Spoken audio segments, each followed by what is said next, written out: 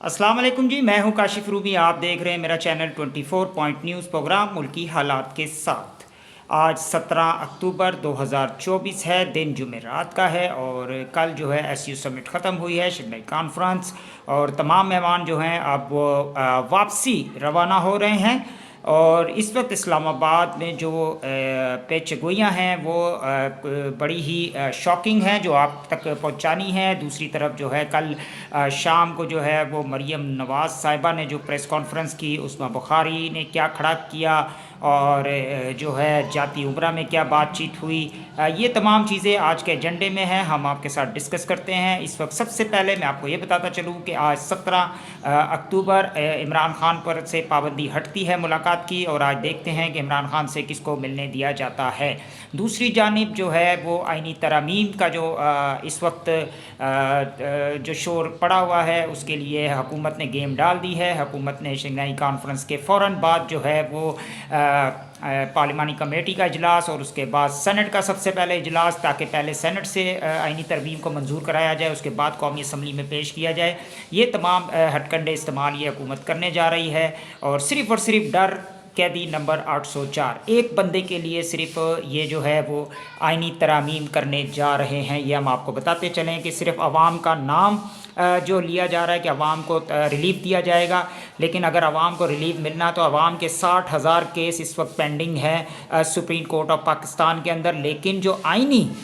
जो केसेस हैं उनकी तादाद सिर्फ 200 के लगभग है। तो 200 केसेस के लिए ये आइनी अदालत बनाने जा रहे हैं, जबकि सुप्रीम कोर्ट को 60,000 केसेस देखने का, यानी कि वो 200 केसेस जो हैं वो बहुत ज़्यादा मतलब इनको लग रहे हैं। तो उसके लिए मौलाना साहब ने जो कहा था कि एक बेंच बना दिया जाए, यानी बेंच बना दिया जाए, तमाम सूबों से एक जज को लेके बना दिया जाए, उस पर भी इत्तफाक राय से जो है मामला हल नहीं हो पा रहा है, क्योंकि बिलावल भुट्टो जरदारी ने जो है वो मौलाना साहब से रिक्वेस्ट की है कि जी आपकी हम तमाम बातें मान लेते हैं, लेकिन आप हमारी एक बात मान लें कि सिविलियन का,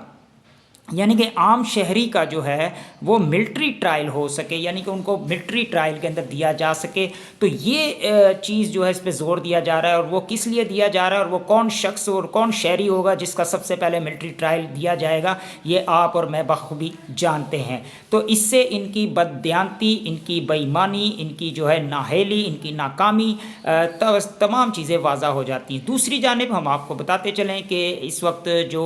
18 अक्टूबर का जो एहतजाज है वो पूरे मुल्क तक का ऐलान कर दिया है तहरीक इंसाफ ने, क्योंकि कल काशिफ अब्बासी साहब के प्रोग्राम के अंदर जो है ये बात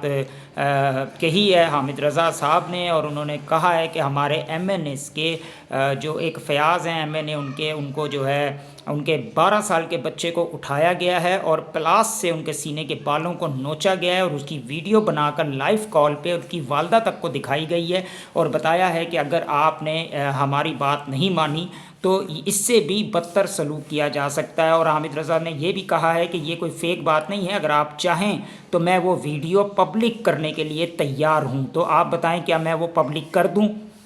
जिससे इनका ये जो चेहरा है बेनकाब हो जाएगा। तो इस तरह के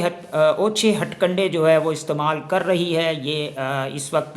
गवर्नमेंट, और किस तरीके से जो है ये आइनी तरमीम के लिए इस तरह के जो है वो कर रही है। उन्होंने हामिद रज़ा ने ये भी बताया कि हमारे पास वो कॉल रिकॉर्ड्स मौजूद हैं जिसके अंदर उन्होंने 50-60 करोड़ रुपए तक की ऑफ़र दी गई है कि अगर आप अपना ईमान बेच देते हो, आप अपना आइनी तरमीम के लिए वोट देते हो तो इतने पैसे आपको दे दिए जाएंगे, लेकिन अगर आप नहीं देते और अगर आप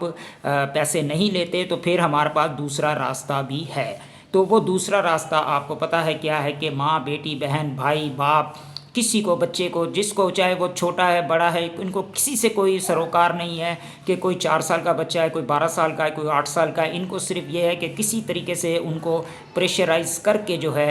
वो उनसे अपने हक़ में वोट दिलवाया जाए। अच्छा, दूसरी जानिब मैं आपको ये भी बताता चलूँ कि ये तो चले आइनी तरमीम करने जा रहे हैं, आइनी तरमीम होती है या नहीं होती ये तो वक्त बताएगा, लेकिन इनका सारा फोकस है कि किसी तरीके से भी मंसूर अली शाह जो है वो चीफ जस्टिस ऑफ पाकिस्तान ना लगे, क्योंकि अगर वो लगते हैं तो फिर जो है मामला बड़ी खटाई में पड़ सकते हैं। मैं एक आवाम को बात एक वाज़े तौर पे बताता हूँ कि आवाम एक समझदार लोग हैं। आप 4 बंदों में बैठते हैं, आप अपने आप को सबसे बड़ा समझदार समझते हैं, लेकिन यहाँ आके आपकी समझ कहाँ चली जाती है। आपको नहीं लगता कि ये वही पार्टियाँ हैं जो एक दूसरे के ऊपर तीरों से और हर तरह के इल्ज़ामात लगा चुकी हैं, हर तरीके से जेल में डालने की बातें कर चुकी हैं, लेकिन आज सिर्फ एक सच्चे ईमानदार शख्स को साइड लाइन करने के लिए, क्योंकि उनकी करप्शन रुक रही है, अब इन्होंने बारी बारी बारी हुकूमत करनी है। इनका बीच के अंदर ये मुआहदे तय हो गए हैं कि इस वक्त नून लीग अगर हुकूमत कर लेगी तो अगला वज़ीर आज़म पीपल्स पार्टी का होगा, उससे बाद जो है सदर पाकिस्तान की कुर्सी हम जो है मौलाना फजलुर रहमान को देंगे।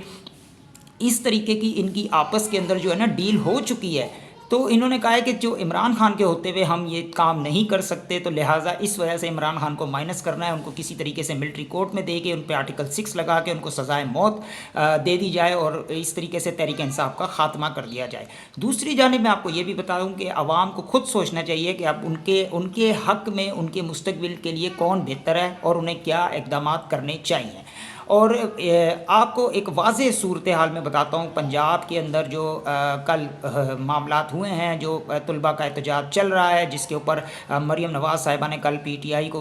उसमें शामिल कर दिया। उन्होंने कहा कि ये सारा जो है प्रोपगंडा जो है वो PTI का रचाया हुआ है, इमरान खान के कहने के ऊपर। इस बंदे ने जो बंदा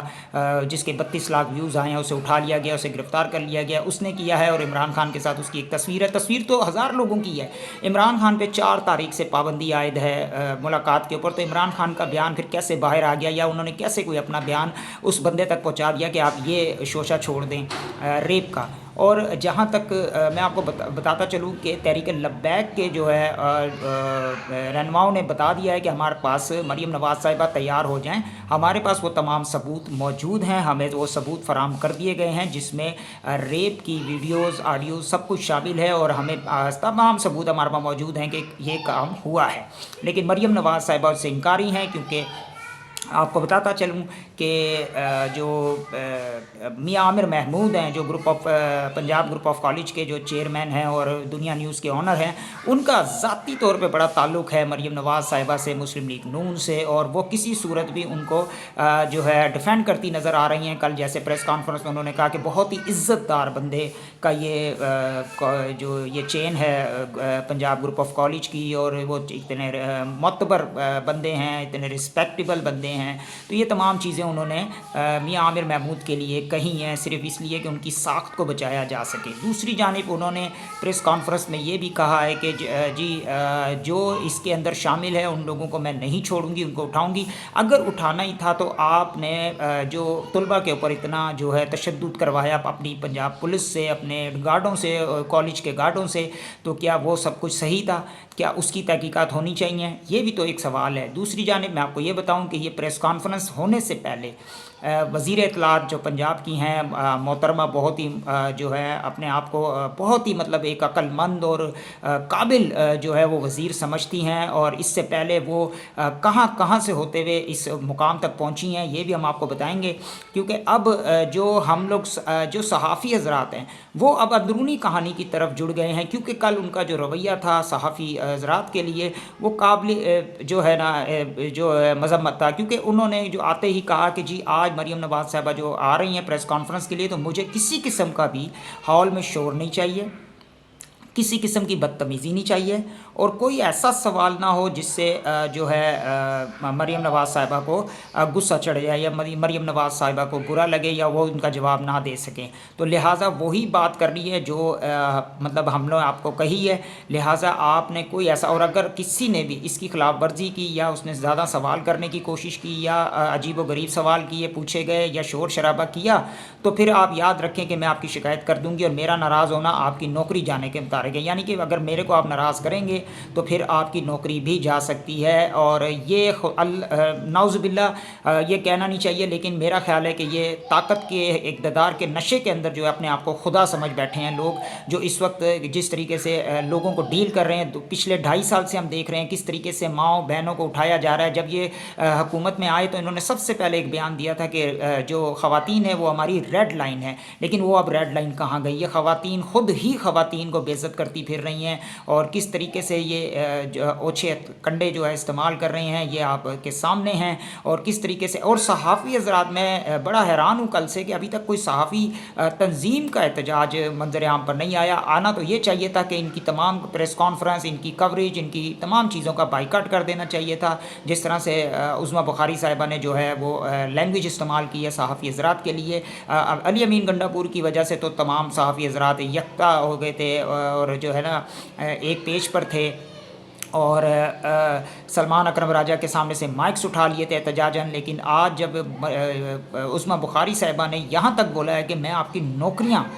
ختم کروا دوں گی، تو آج تمام لوگ خاموش ہیں۔ تو یہ بڑی تفشیشناک بات ہے۔ تو صحافیوں کو سوچنا چاہیے کہ آپ لوگ اس وقت کہاں کھڑے ہیں، کیا صحافت ہو رہی ہے اور صحافت کس کو کہتے ہیں۔ اور یہ جو اس وقت عظمیٰ بخاری صاحبہ ہیں، ان کے بارے میں بھی بہت سی چیزیں جو ہیں وہ مشہور ہیں کہ یہ کس طریقے سے پیپلز پارٹی کے اندر گئیں، پیپلز پارٹی سے پھر یہ کتنا عرصہ انہوں نے پیپلز پارٹی میں گزارا، کس طریقے سے گزارا، اس کے بعد یہ پھر مسلم لیگ نون، نواز شریف کو انہوں نے کیا کیا نہیں کہا اپنے پیپلز پارٹی میں جب یہ تھی، اور اس کے بعد اب جو ہیں وہ نواز شریف تو مریم نواز ان کی ریڈ لائن ہے، اور ان کے بارے میں اگر کوئی ایک بات کر دے تو ان کو جو ہے اس طرح سے آگ بگولا ہو جاتی ہیں اور کسی کو باری نہیں آنے دیتی اور شور شرابہ شروع کرتی ہیں۔ تو یہ تمام چیزیں جو ہے نا اس وقت کافی جو ہے نا نوٹ کی جا رہی ہیں۔ تو عوام جو ہے وہ پاگل نہیں ہے محترمہ، عوام جو ہے وہ سمجھدار ہے، عوام میں شعور آ چکا ہے، اور آپ لوگ جس طریقے سے عوام کو ڈیل کرنا چاہتے ہیں، عوام پہ مسلط ہونا چاہتے ہیں، عوام پہ اپنے فیصلے مسلط کرنا چاہتے ہیں، عوام پہ اپنی حکمرانی کرنا چاہتے ہیں، یہ آپ کا خواب کبھی پورا نہیں ہوگا۔ یہاں پر جو لوگ ہیں وہ اب آپ کو جواب دینے کے لیے باہر نکلے ہوئے ہیں۔ اسٹوڈنٹس جو ہیں اب آپ کو بتائیں گے کہ اسٹوڈنٹ پاور کیا ہوتی ہے، اور یہ یوتھ ہے اور یوتھ ہی آپ کو بتائے گی، اور یہ بنگلہ دیش کا دوسرا ماڈل آپ بنانے جا رہے ہیں، اور حسینہ واجد جیسا جو انجام ہونے جا رہا ہے مریم نواز کا۔ یہ یاد رکھیے گا، اپنا بہت خیال رکھیے گا۔ اگلے ویلاگ تک اجازت دیجیے، اللہ حافظ۔